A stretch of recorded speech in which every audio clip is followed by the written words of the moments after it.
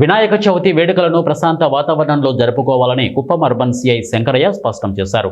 ఉత్సవ నిర్వాహకులు విగ్రహ మండపాల ఏర్పాటు, ఊరేగింపుల నిర్వహణ కొరకు తప్పనిసరిగా అనుమతులు తీసుకోవాలని అన్నారు. .net అనే వెబ్సైట్ ద్వారా ఇప్పుడు మనం యాక్సెస్ ఇవ్వడం జరిగింది.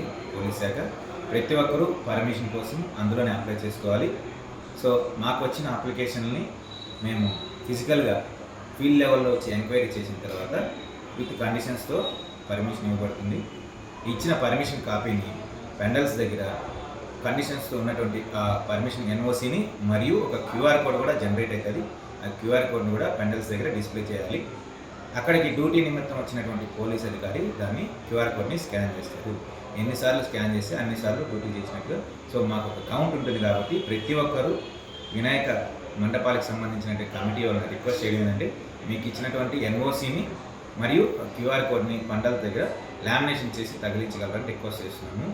అలాగే ఇచ్చిన పర్మిషన్ని మిస్యూజ్ చేయకుండా లక్షణంగా ఈ పండగ వాతావరణంలో గణేష్ నిమజ్జనం అనేది కంప్లీట్ చేసుకోవాలని పండల దగ్గర గణేష్ ఉత్సవ కమిటీని రిక్వెస్ట్ చేయడం. నైట్ టైంలో మీరు బొమ్మ దగ్గర అందరూ పనుకోవాలి, ఎటువంటి ఇష్యూస్ లేకుండా.